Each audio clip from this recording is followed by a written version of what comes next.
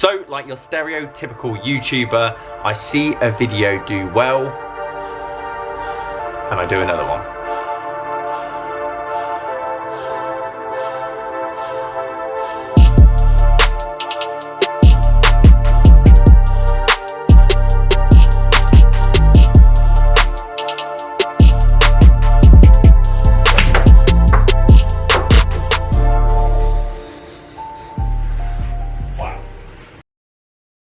Guys, how you doing? Welcome back to a brand new video. Simon down here at Burford Golf Lab, and we did a test with Vaseline on a driver face, which I copied from Randy from Friday's Golf. There is no denying that. However, today, which I saw in the comment section below, what would happen if you did it with a wedge? Now, obviously, wedges are designed to have the spin rate, to get the ball airborne, to get it up in the air, to get it to stop on the green. Majority of people think spin is the bit that actually stops the ball on the green, whereas actually it's descent angle. So getting the ball up in the air, and backspin does that, so it's like a plane. It basically drags the air underneath it, drags it up into the air, then comes down. Typically a wedge, I'm using a Ping Blueprint wedge today. Typically a wedge for this, for example, is 48 degrees loft. Now I was thinking about doing like 56 or 60.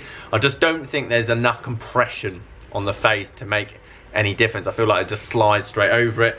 So I'm going to be using a normal pitching wedge for today's test. I'm going to hit 3 shots with this, get the normal numbers, and then we're going to slap a bit of Vaseline, get it sliding across the face and see what happens.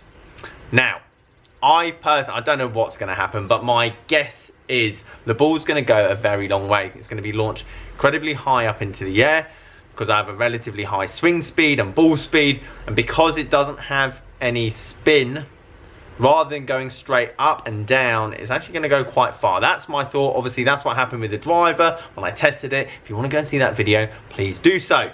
My name's Simon. If you're new to the channel, welcome. Let's get into it. So, 3 shots with the wedge. How far do they go? What spin rate do we get? What launch angle? Bearing in mind, our GC2 does not measure club head speed. It will kind of spurt something out as it guesses it between ball speed and smash factor, which is just set at 1.3 I think for a wedge, so take no notice of club head speed. Anyway, let's do it. Okay, 3 shots with that bad boy. Blueprint, big fan of, by the way. But yeah, 9,000 in terms of revs of backspin that gets the ball up in the air. Ball speed all around 84 miles an hour. So we're going to put some Vaseline on the face, in the grooves, get right in there.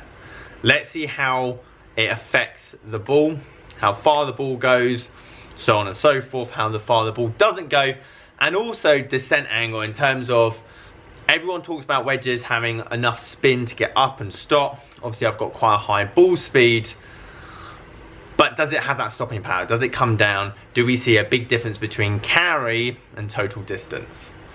Enough boring stuff, let's do it. That is very much all in there. There is no groove untouched, therefore shouldn't have any friction apart from the actual compression of the head on the ball and that obviously angle to create any spin. Be interesting to see if it rides up the face or not, or if it just stays in one spot. Less talking, which I say a lot, so that's a bit ironic. Let's hit it.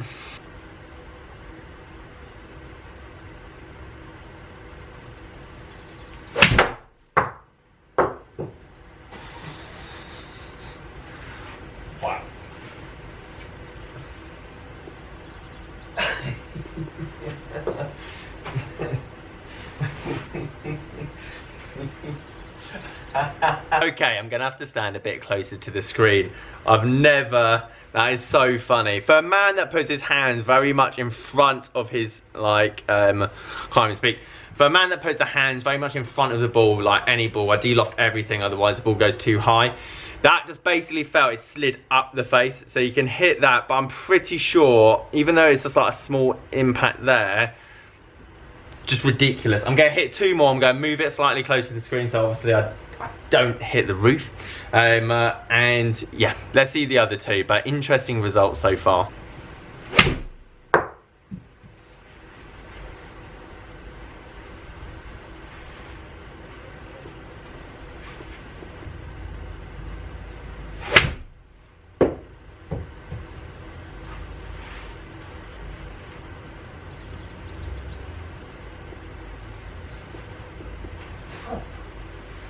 we've composed ourselves.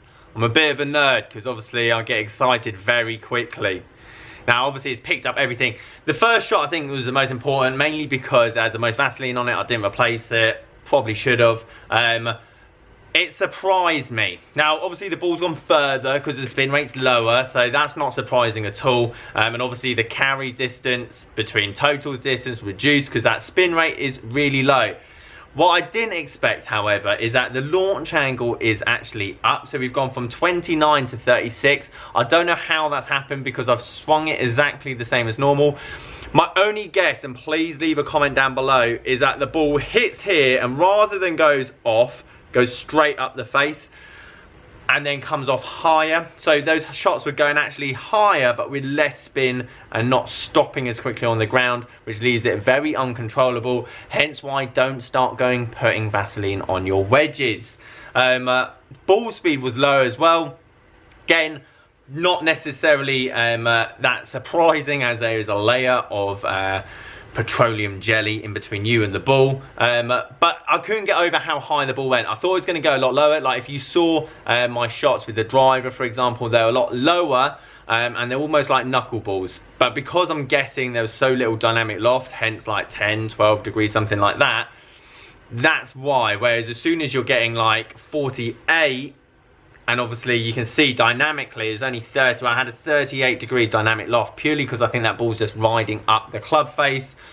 Uncontrollable. So, conclusion here, which to be honest, not many people, no one's going to do this. However, this, I can't stress this enough. Number one, clean your clubs. Number two, if it's wet out on the golf course, expect the ball to go further. It's not going to be as drastic as this, but it's going to have that same effect of the ball potentially launching a bit higher with less spin, so you're going to get less control when it's raining or there's dew on the ground. Number three, flyers. This is basically what a flyer is. It has a load of grass and water in between the ball and your club face, hence why the ball goes that much further. All of a sudden you've hit a golf ball and it's gone 20 yards further than normal. And when you get in the rough and you see that ball just sitting nicely in there, take a club down. If you're going to hit an 8, hit a 9, because that ball is naturally going to launch higher with less spin. It's going to go further, and actually you're not going to be able to stop it on the green.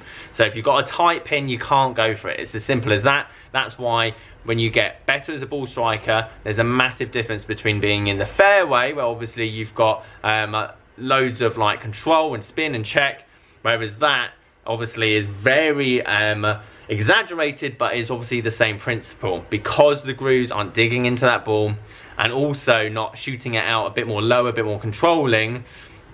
You're going to lose that kind of element of trying to get the ball to stop or have that same consistency of distance that you normally would if it was a nice dry day off the fairway. I kind of surprised myself. I didn't actually expect any of that, but it was interesting to see. Guys, if you want to see another one of these videos, me try another club or anything else like that, please leave it in a comment down below. As always, leave this video a like if you liked it, subscribe if you're new. Catch you guys later.